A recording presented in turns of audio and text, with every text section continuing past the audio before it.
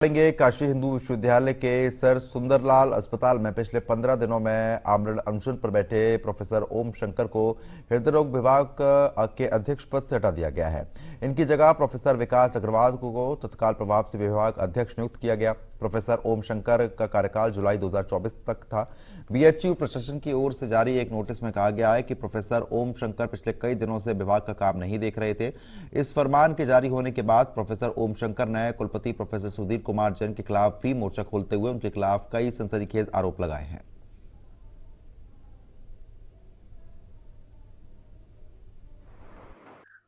ये जो है ना, बड़ा ही हास्यास्पद हो गया है। बनारस हिंदू यूनिवर्सिटी को यहाँ के कुलपति जी और चिकित्सा अधीक्षक प्रोफेसर डॉक्टर के गुप्ता जी, ये दोनों के गठजोड़ ने बनारस हिंदू यूनिवर्सिटी के नियम कायदे कानून की धज्जियां उड़ा दी है। ना तो दोनों कोई भी बनारस हिंदू यूनिवर्सिटी कॉन्स्टिट्यूशन को मानते हैं, ना एक्ट को, ना इंस्टीट्यूट को। और एग्जीक्यूटिव काउंसिल का गठन सबसे पहले किया जाता है। 2.5 साल का वीसी साहब का कार्यकाल पूरा हो चुका है, अभी तक ये बेसिक कमेटी नहीं बनाई है। नहीं बनाना इम्पोर्टेंट जितना है, उससे ज़्यादा नहीं बनने देना कि ये कोई भी कार्य, जैसे इतनी सारी नियुक्तियां कर डाली, ये अवैध है। इसलिए अवैध है कि बनारस हिंदू यूनिवर्सिटी नियुक्तियां करने का अधिकार सिर्फ और सिर्फ एग्जीक्यूटिव काउंसिल के पास होता है, और एग्जीक्यूटिव काउंसिल है ही नहीं। ना सिर्फ ये नॉर्मल नियुक्तियां गलत कर रहे हैं, बल्कि अपने एडवाइजर 35 से 40 बना रखे हैं, और वो भी आईओई ग्रांट से। आईओई ग्रांट क्या है? इंस्टीट्यूट ऑफ इमिनेंस के नाम पर, यानी कि बनारस हिंदू यूनिवर्सिटी को समृद्ध करने के लिए सरकार द्वारा 1000 करोड़ के बजट का प्रावधान किया गया।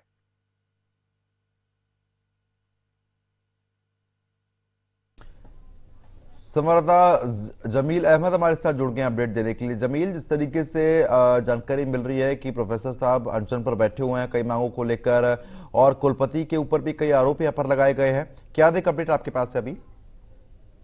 देखिए, बिल्कुल लगातार पिछले 15 दिनों से आज 16वां दिन है आमरण अनशन पर प्रोफेसर ओम शंकर बैठे हुए हैं। उनका पहला जो मांग था वो बेड को लेकर था, क्योंकि 8 मार्च को ही जो आईएमएस बीएचयू के डायरेक्टर हैं एसएन संखवार ने उनको जो नई बिल्डिंग जो बनी है सुपर स्पेशलिटी बिल्डिंग, उसमें से चौथे तल और 5वें तल के आधे वो जो तल है वो कार्डियोलॉजी विभाग को दिया गया था। लेकिन उस आदेश को भी जो एमएस है मेडिकल सुपरिटेंडेंट डॉक्टर के गुप्ता वो फरमान मान नहीं रहे। इसी को लेकर डॉक्टर ओम शंकर लगातार 15 दिनों से धरने प्रदर्शन पर बैठे हुए हैं।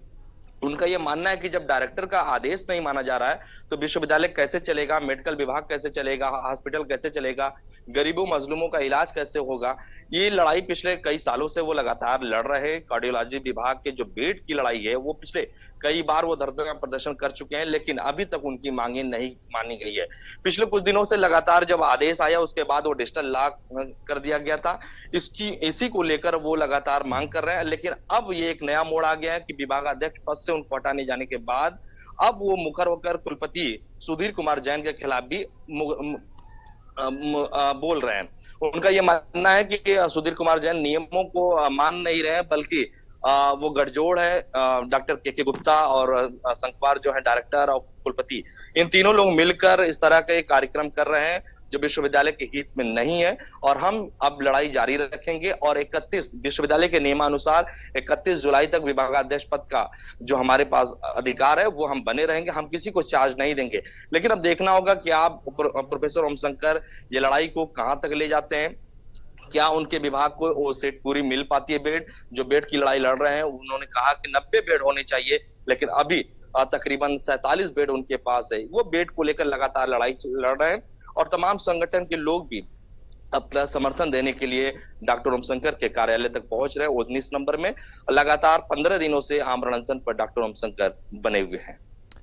और बिल्कुल, क्योंकि काफी दिन हो चुके हैं, ऐसे में अभी कुछ और प्रतिक्रियाएं सामने आ रही है क्या? अनशन खत्म होने की उम्मीद है क्या? देखिए, हमने कल उनसे बात की तो उन्होंने कहा कि अनशन हम खत्म नहीं करने वाले हैं जब तक हमारी मांगे पूरी नहीं होगी, जब तक मेडिकल सुपरिटेंडेंट जो डॉक्टर के गुप्ता है उनको नहीं हटाया जाता, हमारा बेड जो हमें हमारे विभाग को वो नहीं मिलता। क्योंकि हम अपने लिए लड़ाई नहीं लड़ रहे हैं, बल्कि इन गरीबों के लिए लड़ाई लड़ रहे हैं, और गरीबों की लड़ाई लड़ते रहेंगे जब तक मेरा अधिकार, गरीबों का अधिकार नहीं मिल जाता।